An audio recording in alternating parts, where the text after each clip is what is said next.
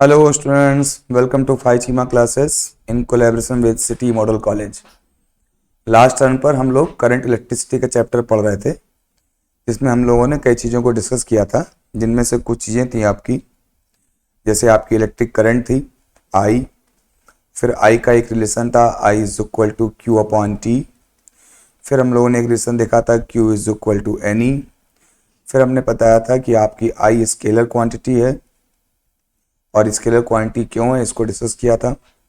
फिर एक हमने करंट का ही वेक्टर फॉर्म देखा था, जिसको हम लोगों ने करंट डेंसिटी कहा था, जिसको हम लोग J से रिप्रेजेंट करते थे, और J इज इक्वल टू आपका I अपॉन ए था, और इसी को हम लोगों ने फिर I is equal to J dot A के रूप में देखा था। फिर वेरिएबल करंट डेंसिटी के लिए आपने I is equal to integral J dot D A का फॉर्मूला देखा था, और इसका एग्जाम्पल भी किया था।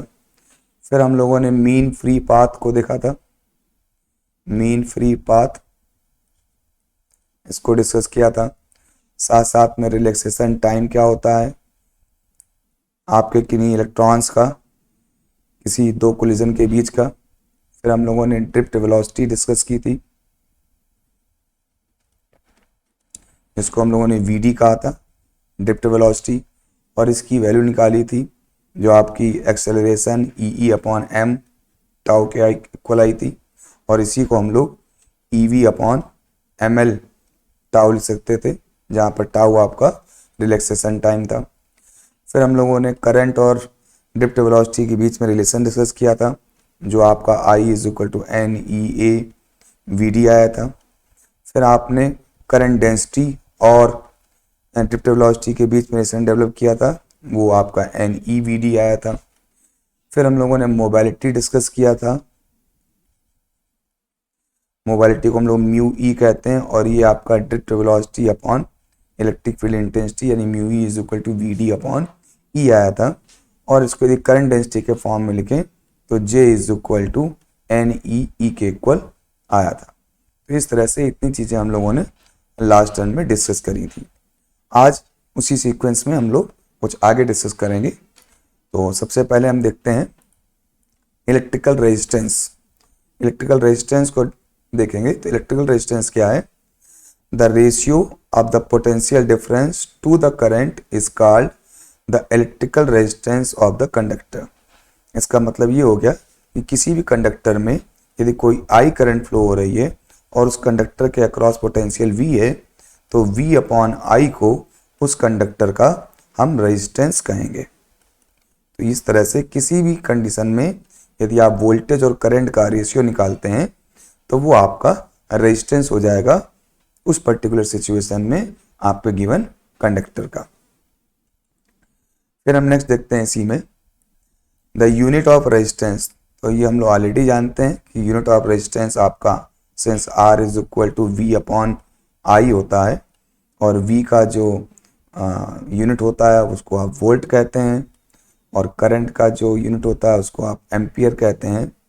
तो इस तरह से R का जो यूनिट हो गया वोल्ट पर एम्पियर हो गया, और इसी को हम लोग ओम कहते हैं, और जिसका आपका इस तरह से सिंबल भी रिप्रेजेंट करते हैं ओम का। तो इस तरह से 1 ओम इज इक्वल टू आपका आ गया 1 वोल्ट पर एम्पियर। ठीक है।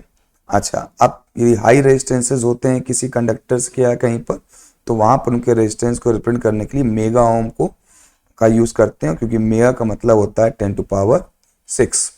तो इस तरह से यदि कहीं हैवी रेजिस्टेंस है तो वहाँ पर मेगा ओम का फॉर्म यूज़ करते हैं, और कहीं पर लो रेजिस्टेंस है तो हम उसको माइक्रो ओम के रूप में लिखते हैं, क्योंकि माइक्रो का मतलब होता है 10 टू पावर -6 ओम। तो इस तरह से डिपेंड करता है कि किसी कंडक्टर का रेजिस्टेंस बहुत ज़्यादा है या बहुत कम है। बहुत ज़्यादा है तो मेगा ओम के फॉर्म में, और बहुत कम है तो माइक्रो ओम के फॉर्म में भी लिखते हैं। अब रेजिस्टेंस का यदि हम डायमेंशन निकालना चाहें तो आपको पता है कि R is equal to V upon I है, यानी R का मतलब ओम, V का मतलब वोल्ट, और I का मतलब एम्पियर। और वोल्ट को यदि आप एम के सिस्टम में लिखेंगे तो जूल पर कूलाम होता है, क्योंकि V इज इक्वल टू आपका होता है voltage, V is equal to W upon Q होता है। तो W आपका जूल हो गया और Q आपका कूलाम हो गया, तो जूल पर कूलाम आपका वोल्ट हो गया अपॉन एम्पियर। कूलाम तो आपका फंडामेंटल क्वांटिटी है नहीं, तो कूलाम को वापस फंडामेंटल क्वांटिटी के फॉर्म में लिखते हैं, क्योंकि आपका Q इज इक्वल टू होता है I इंटू टी, यानी coulomb is equal two ampere into आपका टाइम का मतलब सेकेंड। तो इस तरह से कूलाम की जगह आपने क्या लिख लिया, एम्पियर सेकेंड लिख लिया। अपॉन एम्पियर आपका ऑलरेडी था, अब ऊपर का एम्पियर और ये एम्पियर से मल्टीप्लाई हो जाएगा, तो ये आपका कैंसिल हो जाएगा। तो बल्कि आप ये कहेंगे कि जो एम्पियर है, ये एम्पियर और ये एम्पियर आपस में स्क्वायर हो गए, एम्पियर स्क्वायर। जूल और सेकंड को यदि आप सॉल्व करेंगे तो सेकंड तो नीचे आ गया, और जूल का मतलब होता है वर्क, और वर्क का मतलब होता है फोर्स इनटू डिस्प्लेसमेंट। तो जूल की जगह पर आप लिखेंगे फोर्स इनटू डिस्प्लेसमेंट, तो फोर्स न्यूटन हो गया और डिस्प्लेसमेंट मीटर हो गया। तो इस तरह से न्यूटन मीटर पर एम्पियर स्क्वायर सेकेंड, ये आपका ओम का यूनिट आ गया एसआई सिस्टम में। अब डायमेंशन लिखना चाहें तो आपके जो एसआई सिस्टम है इनके डायमेंशन को रख दें। तो न्यूटन का डायमेंशन होता है mlt-2 मास इंटू एक्सेलरेशन। ये न्यूटन है, न्यूटन का मतलब फोर्स, और फोर्स का डायमेंशन आपका मास इंटू एक्सेलरेशन। तो न्यूटन का डायमेंशन हो गया mlt-2। इसी तरह से फिर आपका मीटर है, मीटर का डायमेंशन लेंथ होता है यानी L हो गया, फिर एम्पियर स्क्वायर यानी A स्क्वायर, और सेकेंड का टाइम यानी T। तो इस तरह से इसको आप सिंप्लीफाई करेंगे तो आपका ml स्क्वायर T⁻³ A-2 आ जाएगा। अब नेक्स्ट है आपका इलेक्ट्रिकल कंडक्टेंस। तो कंडक्टेंस आपके रेजिस्टेंस का रेसिप्रोकल होता है। The reciprocal of resistance is called electric conductance, यानी R का रेसिप्रोकल कर देंगे यानी 1/R कर देंगे तो उसको हम कहेंगे इलेक्ट्रिकल कंडक्टेंस।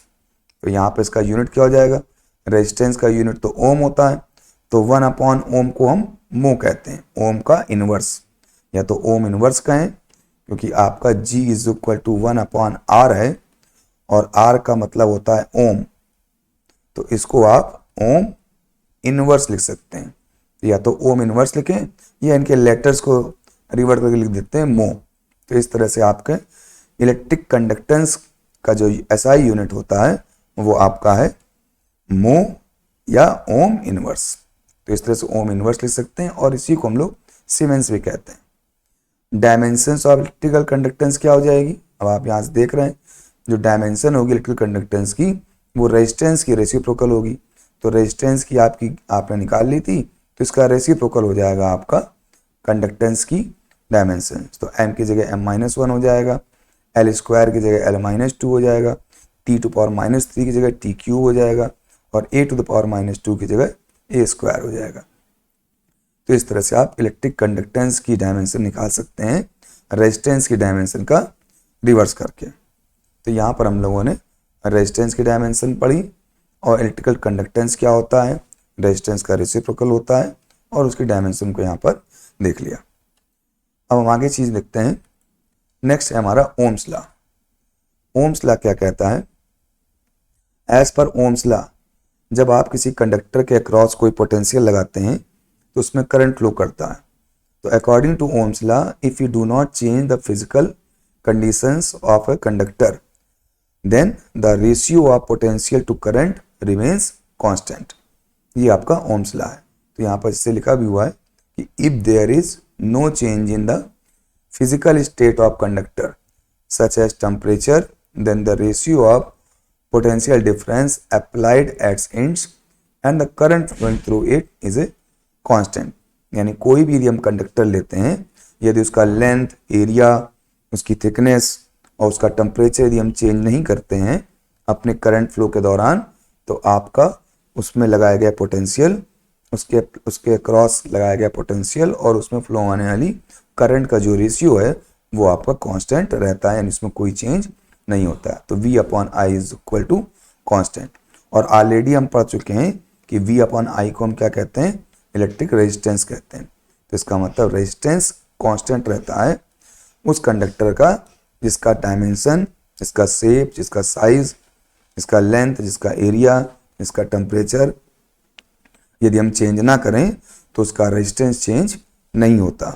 और रेजिस्टेंस का मतलब होता है पोटेंशियल अपॉन करंट, यानी पोटेंशियल अपॉन करंट की वैल्यू कांस्टेंट रहती है फॉर ए गिवन कंडक्टर के लिए। तो यदि आप ग्राफ बनाते हैं पोटेंशियल वर्सेस आई का, तो वहाँ पर आप देखेंगे जैसे जैसे आप पोटेंशियल बढ़ाते जाएंगे वैसे वैसे करंट की वैल्यू भी बढ़ती जाएगी, और उनमें जो रिलेशन होता है वो स्ट्रेट लाइन का आता है, यानी V प्रोपोर्शनल टू I रहता है।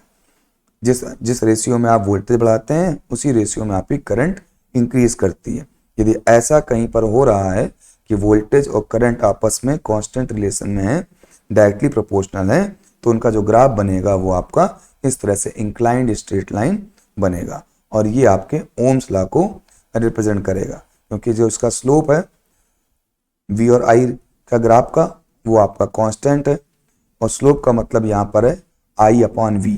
जैसे इस जगह यदि हम स्लोप निकालें तो वो हो जाएगा I अपॉन V, और यदि आप ग्राफ बनाएं V वर्सेस I, ऊपर V ले लें नीचे I ले लें, तो इसका जो स्लोप बन जाएगा वो हो जाएगा V अपॉन I। तो चाहे इस स्लोप की बात करें और चाहे इस स्लोप की बात करें, दोनों ही स्लोप कांस्टेंट है, यानी V अपॉन I की वैल्यू कांस्टेंट है। तो किसी भी कंडक्टर के लिए यदि करंट और पोटेंशियल को जो ग्राफ ड्रा करते हैं वो स्ट्रेट लाइन आती है, इंक्लाइंड स्ट्रेट लाइन आती है, तो हम कहते हैं कि वो कंडक्टर का रेजिस्टेंस यानी V अपॉन I कांस्टेंट है, और वो कंडक्टर हमारे ओम्स लॉ को फॉलो कर रहा है। और ऐसे कंडक्टर को या ऐसे सर्किट को ओमिक सर्किट कहते हैं। ओमिक सर्किट मतलब कि वो आपका जो सर्किट है वो ओम्स लॉ को फॉलो कर रहा है। तो इस तरह से यहाँ पर हमने ओम्स लॉ को स्टडी कर लिया। तो यहाँ पर दो चीजें हैं, एक तो V अपॉन I, इसको हम रेजिस्टेंस कहते हैं। ओम्स लॉ ये नहीं बताता है कि V अपॉन I रेजिस्टेंस है, ओम्स लॉ ये कहता है कि V अपॉन I की जो वैल्यू है वो कांस्टेंट रहेगी यदि आप उसका टेम्परेचर, लेंथ, साइज, शेप को चेंज नहीं करते। और V अपॉन I को कहते क्या है? V अपॉन I को हम कहते हैं रेजिस्टेंस। तो इस तरह से हमने ओम्स लॉ को यहाँ पर स्टडी किया। अब यहाँ पर कुछ और चीजें दे रखी हैं, जैसे first, Ohm's law is not a universal law since it is true only for a metallic conductor. तो क्या है ओम्स लॉ? ओम्स लॉ तो V अपॉन I की वैल्यू कांस्टेंट रहती है, लेकिन कहाँ कांस्टेंट रहती है?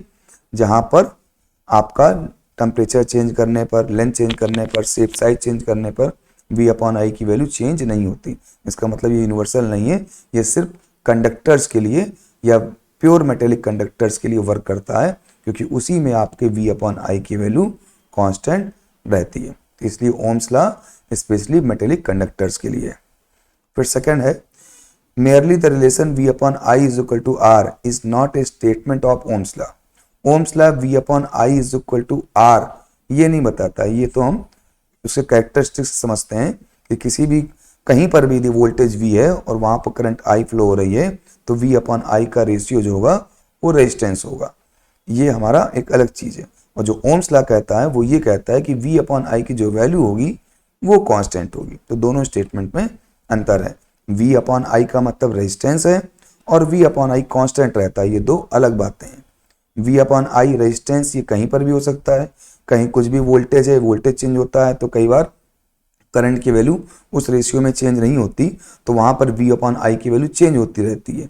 यानी V अपॉन I की वैल्यू का मतलब रेजिस्टेंस चेंज होता रहता है। जबकि जो ओम्स लॉ कहता है वो ये कह रहा है कि फॉर ए गिवन कंडक्टर जहां पर V अपॉन I की रेशियो कांस्टेंट रहती है वो ओम्स लॉ कहते हैं, और ऐसे कंडक्टर को हम ओमिक सर्किट या ओमिक करंट वहां पर फ्लो होती है ये हम बताते हैं। तो इस तरह से यहाँ पर V अपॉन I की वैल्यू R ये कहीं भी अप्लाई हो सकती है, चाहे वो सर्किट आपका ओमिक हो या ना हो, ठीक है। लेकिन V upon I is equal to constant होगा, ये वहीं अप्लाई होगा जहां पर आपका ओम्स लॉ एग्जिस्ट करता है। जो थर्ड रिलेशन है कि V upon I is equal to R is the definition of resistance of a conductor whether the conductor obeys Ohm's law or not। इसी चीज को मैंने अभी बताया कि V अपॉन I की वैल्यू, इसको हम रेजिस्टेंस कहते हैं। ये कहीं पर भी हो सकती है, किसी भी जगह पर वोल्टेज और करंट का जो रेशियो होगा वो रेजिस्टेंस कहलाएगा। अब वो कांस्टेंट है तो इसका मतलब वहां ओम्स लॉ फॉलो हो रहा है, यदि वो कांस्टेंट नहीं है तो वहां पर ओम्स लॉ फॉलो नहीं हो रहा है। बस इतना ही डिफरेंस है। अब नेक्स्ट देखते हैं हम इसी सीरीज में। नेक्स्ट है experimental variation of verification of Ohm's law and ohmic resistors. तो देखिए यहाँ ओमिक रेजिस्टर्स का मतलब हो गया कि यहाँ पर आपका V/I की वैल्यू कांस्टेंट रहती है।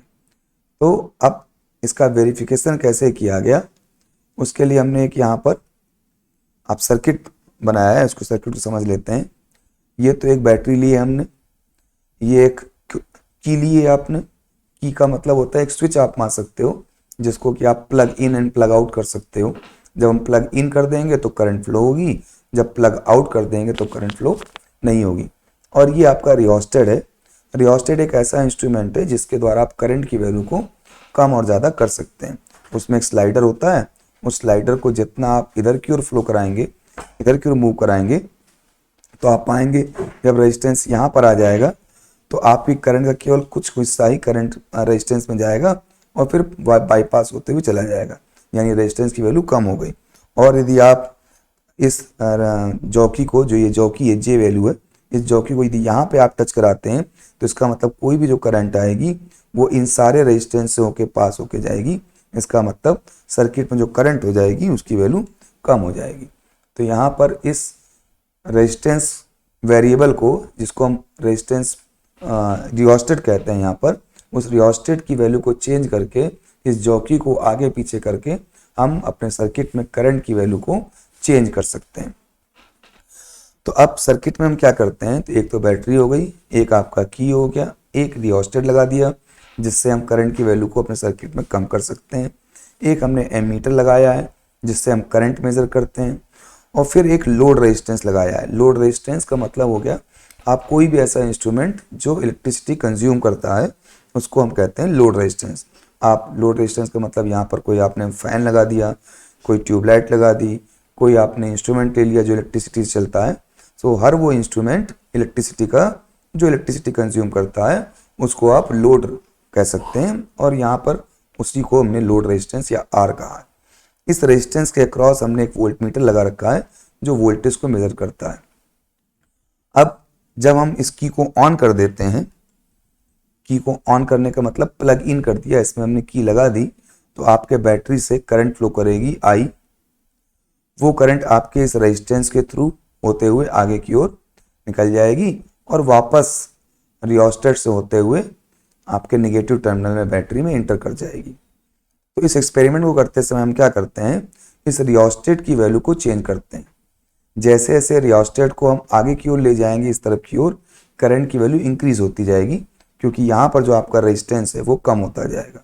और जैसे इस जॉकी को पीछे लेते जाएंगे आपके करंट की वैल्यू डिक्रीज करती जाएगी। यदि इस जॉकी को हम यहाँ लगा देंगे तो करंट की वैल्यू डिक्रीज कर जाएगी, और इस जॉकी को यदि हम यहाँ लगा देते हैं, इस जगह पे लगा देते हैं, तो करंट की वैल्यू इंक्रीज कर जाएगी क्योंकि अब जो करंट जाएगी वो इस जॉकी से होते हुए निकल जाएगी, यानी इस रियोस्टेट में करंट नहीं जाएगी। तो इस रियोस्टेट का यूज सिर्फ इतना ही है कि हम करंट की वैल्यू को इस स्लाइडर को आगे पीछे करके हम कम या ज़्यादा कर सकते हैं।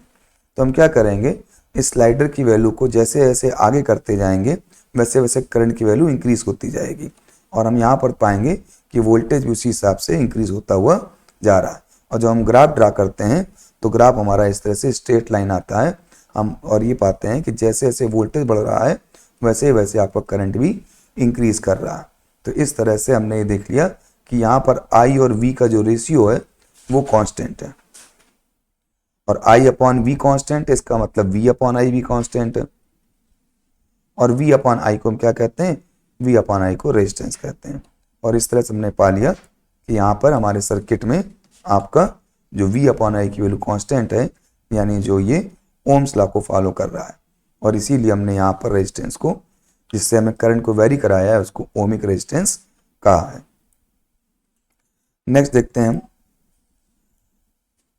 Exceptions of Ohm's law.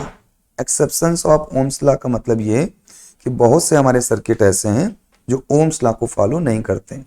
Ohm's law को फॉलो करने ना करने का मतलब क्या है कि हम वहाँ पर V अपॉन I का जो रेशियो है वो वेरिएबल रहता है, वो कांस्टेंट नहीं रहता। तो ऐसा कोई भी सर्किट जिसमें V अपॉन I का जो रेशियो है वो कांस्टेंट नहीं रहता, उसको हम लोग नॉन ओमिक सर्किट कहते हैं, यानी ओम्स लॉ वहाँ पर फॉलो नहीं हो रहा। अब कुछ एग्जांपल्स लिए हैं कहाँ कहाँ पर हमारा ओम्स लॉ फॉलो करता है और कहाँ पर नहीं करता है। तो जैसे पहला एग्जांपल है change of nature due to flow of current. When the current in conductor increases its temperature, resistance of the conductor changes and the potential current graph does not remains linear। अब क्या होता है, conductors की यदि हम बात करते हैं तो कंडक्टर्स में जैसे जैसे करंट फ्लो होती रहती है, आपने देखा होगा जब कंडक्टर्स या वायर में करंट फ्लो होती है तो वायर आपके हीट हो जाते हैं, उनमें टेम्परेचर इंक्रीज कर जाता है। तो जैसे जैसे किसी वायर या कंडक्टर का टेम्परेचर इंक्रीज करता जाएगा उसका रेजिस्टेंस भी चेंज होता जाएगा, और जब रेजिस्टेंस चेंज हो रहा है तो इसका मतलब ये हो गया V अपॉन आई क्यू, चूंकि रेजिस्टेंस कहते हैं और रेजिस्टेंस चेंज हो रहा है इसका मतलब V अपॉन आई की वैल्यू चेंज हो रही है, अब वो यहाँ पर कांस्टेंट नहीं है, इसका मतलब अब वो ओम्स लॉ को फॉलो नहीं कर रहा है। तो जैसे इस गिवन ग्राफ में देखें कि O से A तक तो आपका जो ग्राफ स्ट्रेट लाइन जा रहा है, यानी स्लोप जो है आपका कांस्टेंट है, और स्लोप का मतलब क्या होता है, परपेंडिकुलर वैल्यू अपॉन बेस। तो परपेंडिकुलर वैल्यू यहाँ V है और बेस यहाँ पर I है। तो इस गिवन ग्राफ में आपका V अपॉन आई O से A तक तो कांस्टेंट है, यानी O पोजीशन से A पोजीशन तक, यानी इस जगह तक आपका जो सर्किट है वो ओम्स लॉ को फॉलो कर रहा है। लेकिन उसके बाद हम देख रहे हैं कि उसका ग्राफ स्ट्रेट लाइन से डेविएट हो गया और कर्व बनाने लगा, और कर्व का मतलब होता है वहां पर स्लोप आपका चेंज हो रहा है, और स्लोप यहाँ पर क्या है, वोल्टेज अपॉन करंट यानी V अपॉन आई चेंज हो रहा है, अब वो कांस्टेंट नहीं है, यानी अब ओम्स लॉ यहाँ पर फॉलो नहीं कर रहा है। तो अब इसी तरह से दूसरा एग्जांपल हमने यहाँ पर लिया है, the example in the case of resistance of filament of the bulb of the torch. अब filament of the bulb of the torch में क्या होता है कि उसमें शुरुआत में वोल्टेज तो होता है लेकिन करंट वहां पर नहीं होता, क्योंकि इतना रेजिस्टेंस हाई होता है कि करंट की वैल्यू वहां पर स्टार्टिंग में जीरो है, जबकि कुछ ना कुछ वोल्टेज वहां पर हमने अप्लाई किया होता है। तो जब हम ग्राफ बनाते हैं तो ग्राफ में क्या है, करंट की वैल्यू तो ऑलमोस्ट जीरो है लेकिन ऑलरेडी कुछ ना कुछ वोल्टेज वहां हमारा अप्लाई है। अब वो बात अलग की है कि जैसे जैसे आगे करंट बढ़ती है या वोल्टेज बढ़ता है, करंट भी उसी रेशियो में इंक्रीज करती है और हमारा स्ट्रेट लाइन ही आता है, यानी स्लोप हमारा कांस्टेंट ही आता है। तो हम कहेंगे कि यहाँ पर तो ओम्स लॉ फॉलो हो रहा है, लेकिन स्टार्टिंग टाइम से एट वेरी स्टार्ट पे जब करंट जीरो थी उस समय वोल्टेज जीरो नहीं था। तो इसलिए हम ये भी कह सकते हैं कि ये जो आपका पर्टिकुलर सिचुएशन है इसमें स्टार्टिंग से ओम्स लॉ फॉलो नहीं हुआ, क्योंकि ओम्स लॉ स्टार्टिंग से फॉलो होने का मतलब है कि जब करंट जीरो तब आपका वोल्टेज भी जीरो, जबकि इस केस में वोल्टेज तो था वहां पर लेकिन करंट स्टार्टिंग में नहीं थी। तो इसने स्टार्टिंग से ओम्स लॉ को फॉलो नहीं किया, बाद में भले इसकी स्ट्रेट लाइन रही है, स्लोप इसका कांस्टेंट है, लेकिन ये परफेक्टली ओम्स लॉ या ओमिक सर्किट नहीं है। अब नेक्स्ट देखते हैं इसी में कुछ और एग्जांपल्स भी हैं जिनमें से बहुत सी चीज़ों में अभी आपने पढ़ा नहीं है, जैसे वैक्यूम ट्यूब का मतलब हो गया CRT या जो कैथोड रे ट्यूब या डायोड वाल्व होते हैं, या आपका जो पुराने ज़माने वाले जो टीवी आते थे जो CRT टीवी कहते थे उसमें वैक्यूम ट्यूब्स लगती हैं, या PN जंक्शन डायोड है, इनको भी आगे हम पढ़ेंगे, rectifiers, thermistor, transistors and thermionic valves या डायोड वाल्व, ये सब भी ऐसे इंस्ट्रूमेंट है जो ओम्स लॉ को फॉलो नहीं करते हैं। इनमें जब बहुत स्मॉल करंट भी फ्लो होती है, बहुत जरा सी करंट फ्लो हो रही होती, उस दौरान भी ये स्ट्रेट लाइन नहीं होते, कर्व नेचर को ही रिप्रेजेंट करते हैं, यानी यहाँ पर कभी भी V अपॉन आई जो है कांस्टेंट नहीं होता है। इसका मतलब ये आपके सर्किट जो है वो नॉन ओमिक सर्किट होते हैं और ये ओम्स लॉ को फॉलो नहीं करते। तो इस तरह से ये कुछ और एग्जाम्पल हो गए। कुछ में आपका जो प्योर कंडक्टर्स हैं वो तो आपके ओमिक सर्किट होते हैं, ओम्स लॉ को फॉलो करते हैं, लेकिन वहां पर भी जब कंडक्टर्स का टेम्परेचर बढ़ने लगता है तो वहां भी उनका V अपॉन आई का रेशियो वेरी करने लगता है, क्योंकि टेम्परेचर बढ़ने पे कंडक्टर का रेजिस्टेंस बढ़ने लगता है। साथ साथ कुछ और एग्जांपल देखे हैं हमने, वो भी आपके ओम्स लॉ को पूरी तरह से फॉलो नहीं करते या non ohmic resistance, non ohmic circuits कहलाते हैं। नेक्स्ट हम इसी में आता है कि जैसे इसी केस में हमने देखा कि आपका जो ओम्स लॉ फॉलो नहीं कर रहा है, V अपॉन आई की वैल्यू कंटिन्यूस क्या हो रही है, चेंज हो रही है। तो ऐसे केसेस में हम क्या करते हैं, ऐसे केसेस में अब V अपॉन आई को हम कहते क्या है, V अपॉन आई को तो हम रेजिस्टेंस ही कहते हैं। कोई भी सर्किट हो, ओम्स लॉ फॉलो हो या ना हो, V अपॉन आई की वैल्यू हमेशा क्या होगी, रेजिस्टेंस होगी।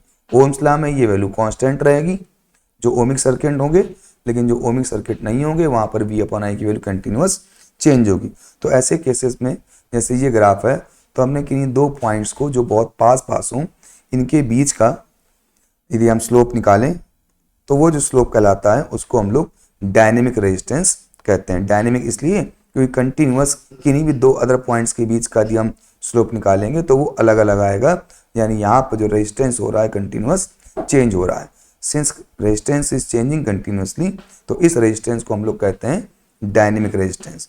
और उसके लिए हम लोग कोई भी दो आसपास के पॉइंट्स लेके उनके बीच के पोटेंशियल डिफरेंस और करंट डिफरेंस के रेशियो को निकालते हैं, उसको हम लोग डायनेमिक रेजिस्टेंस आर कहते हैं, या स्मॉल आर से इसको रिप्रेजेंट करते हैं।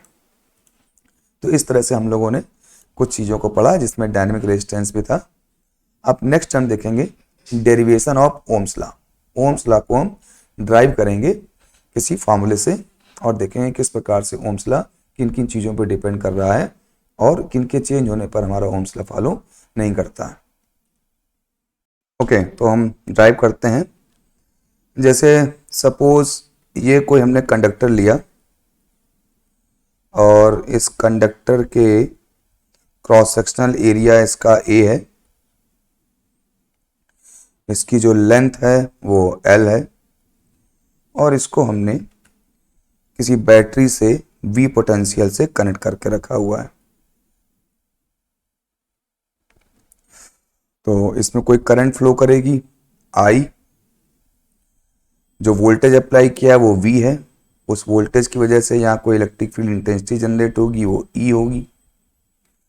इस E की वजह से जो यहाँ पे इलेक्ट्रॉन्स हैं उनके ऊपर एक फोर्स लगेगा, F is equal to EE, उससे एक्सेलरेशन क्रिएट होगा वो EE अपॉन m, उस एक्सेलरेशन से ड्रिफ्ट वेलोसिटी होगी u प्लस a टाउ से, और वो हो जाती है आपकी इनिशियल वेलोसिटी 0 मान लेते हैं, तो u की जगह 0 हो गया और a हो गया आपका EE अपॉन m टाउ। तो इस प्रकार से ड्रिफ्ट वेलोसिटी आपकी आई थी EE अपॉन m टाउ।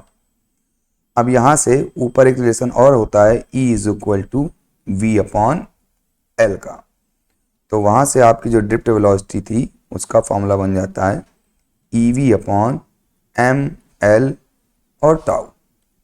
फिर हमने करंट का रिलेशन निकाला था, वो था आपका I is equal to NEAVD। अब इस करंट के रिलेशन में जो ड्रिफ्ट वेलोसिटी है वहाँ पर हम ड्रिफ्ट वेलोसिटी की वैल्यू पुट कर दें, तो I इज इक्वल टू हो जाएगा NEA और VD की जगह EV upon ML and tau. अब इसको और सिंप्लीफाई कर लें तो N E 2 बार हो गया तो E स्क्वायर हो गया, फिर A, फिर आपका V अपॉन ML और यहाँ पर आपका टाउ आ गया। हमको ओम्स लॉ ड्राइव करना है, और ओम्स लॉ में हमें क्या ड्राइव करना होता है कि V अपॉन आई की जो वैल्यू है वो कांस्टेंट होनी चाहिए। तो हम यहाँ से देखते हैं अपने रिलेशन से, तो V अपॉन आई एक तरफ रख लें, तो V ये दिया हुआ है और I ये दिया हुआ है, तो I को उधर ले गए तो V अपॉन आई हो गया, और जो बाकी चीज़ें हैं, जितना भी बाकी चीज़ें थी उन सबको हम दूसरी तरफ ले आए।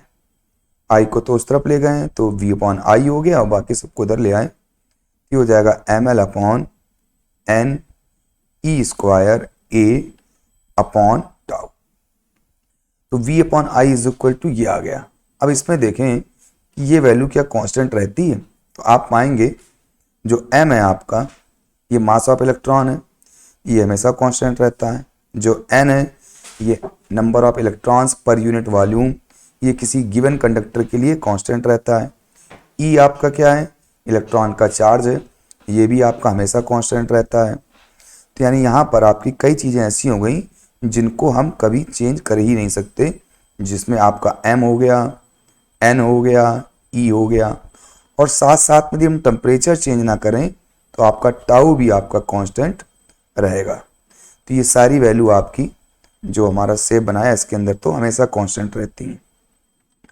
ओम्स लॉ कहता है कि फिजिकल स्टेट चेंज ना करें, फिजिकल स्टेट आपकी चेंज नहीं होनी चाहिए, जिसमें टेम्परेचर भी है और साथ साथ में शेप और साइज भी है। तो शेप और साइज का मतलब हो गया कि हम लेंथ को चेंज नहीं कर सकते और हम एरिया को चेंज नहीं कर सकते। यदि लेंथ और एरिया को चेंज ना करें तो बाकी चीज़ें तो ऑलरेडी कांस्टेंट थी, यानी सारी की सारी वैल्यू जो यहाँ पर आ रही हैं वो कांस्टेंट हो रही हैं। तो इसका मतलब जब कभी भी ये सारी की सारी चीज़ कांस्टेंट हैं तो वो लॉ कौन सा हो गया, वो आपका ओम्स लॉ को फॉलो वो सर्किट या वो कंडक्टर कर रहा है, जो कि यहाँ पर दिखाई दे रहा है कि यदि हम एल और ए को चेंज नहीं करते, टेम्परेचर को चेंज नहीं करते तो रिलैक्सेशन टाइम चेंज नहीं होगा, तो बाकी सारी चीज़ें आपकी यहाँ पर क्या हो रही हैं, वी अपॉन आई कांस्टेंट रह रही हैं, यानी ये आपका फॉलोज ओम्स लॉ। अब इन सारी चीजों को हम क्या कहेंगे, वी अपॉन आई को हम कहते हैं रेजिस्टेंस, यानी आर इज इक्वल टू क्या हो गया, आर इज इक्वल टू हो गया M L upon N E square A tau. ये पूरी की पूरी वैल्यू क्या कहलाएगी, ये रेजिस्टेंस कहलाएगी। इस तरह से हमने ओम्स लॉ को फॉलो कर लिया, ओम्स लॉ की कंडीशन भी चेक कर ली, और जो वी अपॉन आई जो कांस्टेंट था जिसको हम लोग रेजिस्टेंस कहते हैं, और वहां से हमने रेजिस्टेंस की वैल्यू भी निकाल ली, जो कितनी आई, R is equal to M L upon N E square A tau, आपकी रेजिस्टेंस की वैल्यू आ गई। तो वापस हम चलते हैं, तो यहाँ पर इस तरह से हम लोगों ने रेजिस्टेंस को निकाल लिया, जो यहाँ पर आपका दिया हुआ है, इसको हम लोग वहाँ पर निकाल चुके हैं पीछे। तो ये आर हम लोगों ने निकाल लिया, जो आपका रेजिस्टेंस था, जो कांस्टेंट था। यदि हम बाकी आपकी डायमेंशन जो शेप और साइज और टेम्परेचर को चेंज ना करें तो ये सब के सब आपकी कांस्टेंट रहती है। नेक्स्ट देखते हैं हम लोग specific resistance and electrical resistivity. अभी तक हम लोगों ने पढ़ा था resistance R is equal to resistance, ये सिंपल रेजिस्टेंस था, जिसको कई बार हम इलेक्ट्रिकल रेजिस्टेंस भी कहते हैं। अब हम बात कर रहे हैं इलेक्ट्रिकल रेजिस्टिविटी की। ये क्या है, रेजिस्टेंस या इलेक्ट्रिकल रेजिस्टेंस। अब हम बात कर रहे हैं इलेक्ट्रिकल रेजिस्टिविटी की, और इसको हम लोग स्पेसिफिक रेजिस्टेंस भी कहते हैं। इसको हम इस तरह से समझेंगे कि जो करंट है, जो करंट है आपकी और जो वोल्टेज है, ये हमारे वेक्टर वैल्यूज, ये हमारी कौन सी वैल्यूज हैं, ये हमारी स्केलर वैल्यूज हैं, ये हमारी स्केलर वैल्यूज हैं। और v अपॉन आई स्केलर वैल्यूज का रेशियो है, जिसको हम लोग कहते हैं r। अब i आपकी करंट की स्केलर वैल्यू है, और इसी को यदि हम वेक्टर फॉर्म में रिप्रेजेंट करना चाहें तो हम करंट डेंसिटी का यूज करते हैं j, तो j आपकी वेक्टर वैल्यू है। ऐसे ही आपके चार्ज के इफेक्ट की यानी इलेक्ट्रिक फील्ड को जब हम स्केलर वैल्यू से रिप्रेजेंट करते हैं तो वो पोटेंशियल होता है, और जब हम इलेक्ट्रिक फील्ड के नेचर को या उसके इफेक्ट को वेक्टर वैल्यू से रिप्रेजेंट करते हैं तो वो आपका इलेक्ट्रिक फील्ड इंटेंसिटी होता है। तो जिस तरह से I और V का रेशियो आपका, V और I का रेशियो आपका रेजिस्टेंस था, इसी तरह से यहाँ पर E और J का रेशियो आपका स्पेसिफिक रेजिस्टेंस और रो हो जाता है। तो ये आपका एनालॉजी आपस में समझने के लिए है कि जब स्केलर वैल्यूज का रेशियो निकालना है, यानी स्केलर वैल्यू मतलब वोल्टेज, स्केलर वैल्यू मतलब करंट, तो आपका रेजिस्टेंस आ रहा है। और जब आप वेक्टर वैल्यूज यानी electric field intensity, vector values यानी करंट डेंसिटी का रेशियो निकालना है, तो आपका स्पेसिफिक रेजिस्टेंस आ जाता है, यानी E is equal to rho J, और यहाँ पर हम इनको वेक्टर फॉर्म में लिख सकते हैं। तो E is equal to rho J, और वेक्टर फॉर्म स्केलर फॉर्म में लिखें तो V is equal to R I। तो इस तरह से ये आपका स्केलर रिप्रेजेंटेशन हो गया, ये आपका वेक्टर रिप्रेजेंटेशन हो गया। ठीक है, तो यहां पर जो रो है ये आपका स्पेसिफिक रेजिस्टेंस है या इलेक्ट्रिकल रेजिस्टिविटी है, और यहां पर जो आ रहा है आपका रेजिस्टेंस है या इलेक्ट्रिकल रेजिस्टेंस है। तो इस तरह से हमने आपके इलेक्ट्रिक फील्ड इंटेंसिटी और करंट डेंसिटी के रिलेशन को स्टेब्लिश कर लिया पीछे। अब इसी को यदि हम और ब्रेक करें तो इलेक्ट्रिक फील्ड इंटेंसिटी को हम V बाई एल लिख सकते हैं। Electric field intensity is equal to V by L. कैसे, हम फिर से देख लें यहाँ पर कि जब किसी कंडक्टर के अक्रॉस कोई हम वोल्टेज लगाते हैं V और कंडक्टर की लेंथ L होती है, और तो उसमें जो इलेक्ट्रिक फील्ड क्रिएट होगी वो E इज इक्वल टू हो जाएगी V बाई एल। तो ये हमको पता है कि E की वैल्यू कितनी होती है, V बाई एल होती है। और J करंट डेंसिटी है, उसको भी हम पीछे ही देख चुके हैं कि J इज इक्वल टू क्या होता है, I अपॉन A। तो जो हमारा ये रिलेशन है rho is equal to E upon J, इस रिलेशन में हम E की वैल्यू और J की वैल्यू पुट कर देंगे। तो वो यहाँ पर हमने पुट करी हुई है कि rho is equal to E upon J, E की जगह V अपॉन L लिख दिया, J की जगह I अपॉन A लिख दिया। अब आप यहाँ पाएंगे A तो ऊपर चला जाएगा और L और I एक साथ हो जाएंगे, तो ये हो जाएगा V अपॉन I L और A ऊपर चला गया। तो rho is equal to V upon I A by L, और V अपॉन I को हम लोग कहते हैं रेजिस्टेंस R। तो इस तरह से रो इज इक्वल टू हो गया R A बाई L। ये रिलेशन आपका यहाँ पर दिया गया। तो इस तरह से अब हमने स्पेसिफिक रेजिस्टेंस और रेजिस्टेंस के बीच का एक रिलेशन बना लिया, जिसको हम लोग कहते हैं स्पेसिफिक रेजिस्टेंस और रेजिस्टेंस का relation rho is equal to R A by L। अब इसी को और ओहो ये क्या हो गया, इसी को हम लोग यहां पर देखें R is equal to R A upon L तो हो गया। और अब हम यदि इसके यूनिट वगैरह को निकालें तो आप यहीं से इसके यूनिट निकाल सकते हैं। Rho is equal to R, तो R का यूनिट तो ओम हो गया, A का यूनिट मीटर स्क्वायर हो गया और लेंथ का यूनिट आपका मीटर हो गया। तो सॉल्व करेंगे तो आपको क्या आ जाएगा, ओम मीटर, यानी स्पेसिफिक रेजिस्टेंस का जो यूनिट हो गया वो ओम मीटर हो गया, जबकि रेजिस्टेंस का जो यूनिट होता है वो सिंपली ओम होता है। रेजिस्टेंस का यूनिट ओम और स्पेसिफिक रेजिस्टेंस का यूनिट ओम मीटर। अब यहां से एक चीज और देखिए कि rho is equal to R A by L है। अब A की वैल्यू यदि 1 मीटर स्क्वायर हो, यानी कोई कंडक्टर जिसका cross sectional area 1 metre square हो और उसकी लेंथ 1 मीटर हो, तो रो किसके इक्वल हो जाएगा, देखिए ये भी 1 है ये भी 1 है, तो कैंसिल हो गया, तो रो इज इक्वल टू क्या हो गया, R आ गया।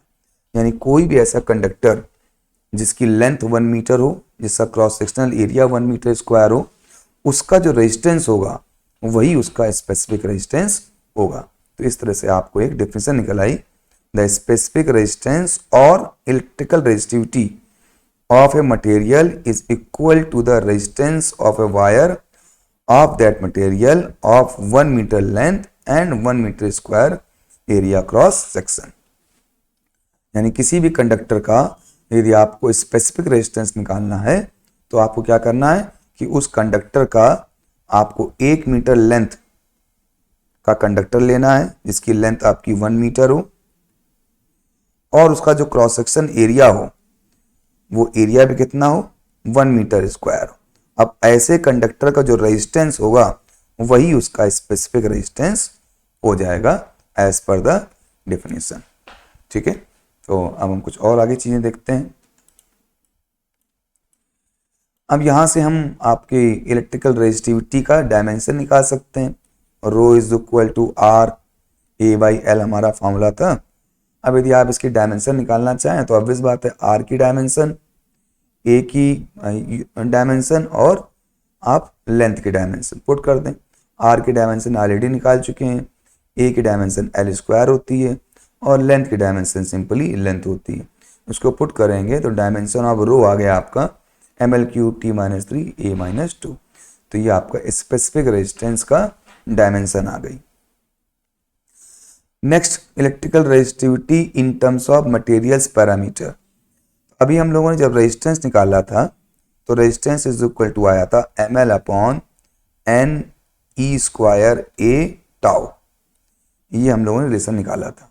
अब ये रिलेशन कहाँ से निकाला था, ओम्स लॉ से जब हम लोगों ने निकाला था। अब इस रिलेशन का यदि हम अपने रिलेशन से कंपेयर करें, अब यहाँ से देखिए rho is equal to R A by L है, तो R इज इक्वल टू हो जाएगा rho into L upon A, ये एल इधर चला जाएगा और ए अपॉन में आ जाएगा, तो R इज इक्वल टू हो जाएगा रो एल अपॉन ए। अब इस R का आप अपने इस R से कंपेयर करिए, जब आप इस R से कंपेयर करेंगे तो आप पाएंगे ये निकल गया आपका L बाई ए, ये L बाई ए हो गया।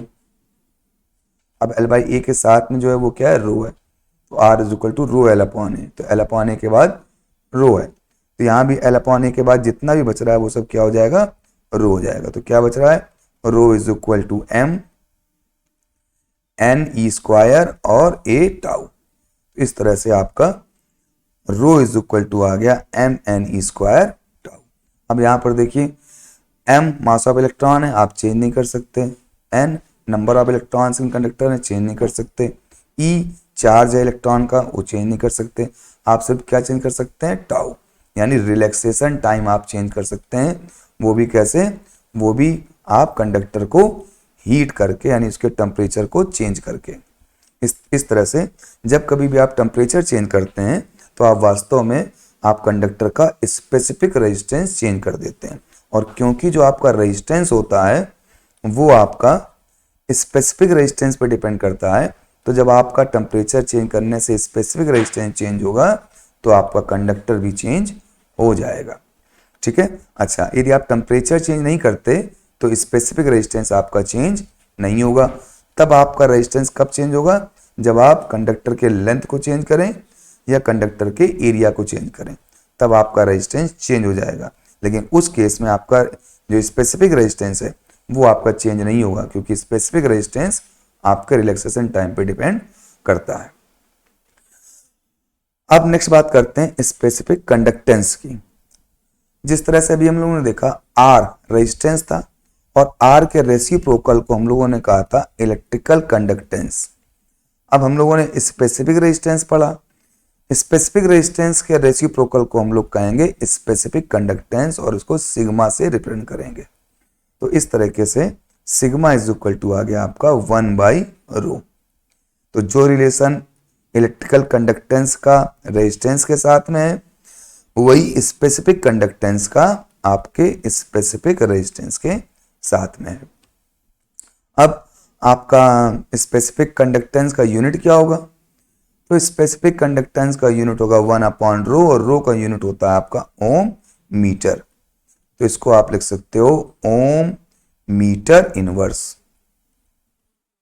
ठीक है, या ओम को केवल ऊपर ले जाना चाहते हो तो वो मो बन जाएगा, मीटर नीचे लिखा रहेगा।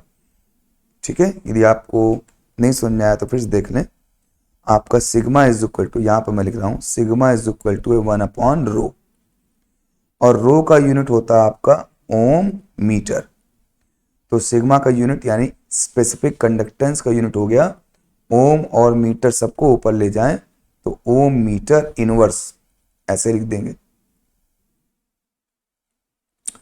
अब यदि सिर्फ ओम को ऊपर ले जाएं तो सिर्फ ओम को ऊपर ले जाएं तो वो मो बन जाएगा MHO, और मीटर आपका नीचे लिखा रहेगा। तो मो पर मीटर आप कह सकते हैं या ओम मीटर इनवर्स कह सकते हैं। इस तरह से दोनों ही यूनिट आपके क्या हो गए, स्पेसिफिक कंडक्टेंस के हो गए। अब इसकी डायमेंशन आप निकालना चाहें तो डायमेंशन भी आप निकाल सकते हैं। वो 1 अपॉन रो, यानी जो आपकी इलेक्ट्रिकल रेजिस्टिविटी की डायमेंशन थी उसकी रेसिप्रोकल हो जाएगी आपकी सिग्मा की, क्योंकि sigma is equal to 1 upon rho है। तो यहाँ m है तो यहाँ m-1 हो गया, यहाँ l क्यूब है तो यहाँ -3 हो गया, यहाँ t क्यूब है माइनस के तो t+3 हो गया, a-2 है तो आपका a स्क्वायर हो गया। कुल मिला के जो आपकी डायमेंशंस हैं वो भी रेसिप्रोकल हो जाएंगी, क्योंकि आपका फॉर्मूला भी रेसिप्रोकल का है। तो ये चीज़ें हम लोगों ने कुछ आज यहाँ पर स्टडी करी। नेक्स्ट और देख लेते हैं ओम्स लाइन वेक्टर फॉर्म। तो ओम्स लाइन वेक्टर फॉर्म तो हम लोग ऑलरेडी देख चुके हैं, इसको ऑलरेडी हम डिस्कस कर चुके थे कि E इज इक्वल टू, हम लोगों ने देखा था ये आपका E है, E इज इक्वल टू था वेक्टर फॉर्म में रो इंटू जे। ये वेक्टर फॉर्म में हम लोगों ने देखा था E is equal to rho into J. जैसे V is equal to IR होता है, उसी तरह से आपका electric field intensity vector form में था E is equal to rho into J. अब रो को यदि आप इलेक्ट्रिकल कंडक्टेंस के फॉर्म में लिखना चाहें तो आप लिख सकते हैं वो हो जाएगा 1/सिग्मा। E इज इक्वल टू 1/सिग्मा, सिग्मा को इस तरफ ले जाएं तो J is equal to sigma into E, और वेक्टर फॉर्म में लिखें तो J is equal to sigma into vector E. आप इनके ऊपर वेक्टर साइन लगा सकते हैं क्योंकि आपके J और E आपके वेक्टर कंडीशन, वेक्टर आपके क्वांटिटीज हैं। तो इस तरह से vector J is equal to sigma vector E. यहाँ सिग्मा क्या है, यहाँ सिग्मा आपका स्पेसिफिक कंडक्टेंस है, जो आपका स्पेसिफिक रेजिस्टिविटी का रेसिप्रोकल है। और ये चूंकि आपका सिग्मा कांस्टेंट है तो J आप प्रोपोर्शनल टू E कह सकते हैं, यानी electrical current density proportional to होती है अप्लाइड इलेक्ट्रिक फील्ड के। तो इस तरह से हमने आपके ओम्स लॉ के वेक्टर फॉर्म को स्टेब्लिश यहाँ पर कर लिया। नेक्स्ट टर्म पे है आपका dependence of resistance on the dimension of the conductor. तो ये आर का वैल्यू तो हम लोग ने फॉर्मूला निकाला ही था, R is equal to ml ne² tau upon A. ये तो आपका स्पेसिफिक रेजिस्टेंस है जो आपका चेंज नहीं होता है यदि आप टेम्परेचर चेंज ना करें, यानी ये तो कांस्टेंट हो गया। जब ये वैल्यू कांस्टेंट हो गई यानी अब आर किस पे डिपेंड कर रहा है, आर डिपेंड कर रहा है एल और ए पे। अब यहाँ से आप देखिए आर डायरेक्टली प्रोपोर्शनल है लेंथ के और इनवर्सली प्रोपोर्शनल है एरिया के।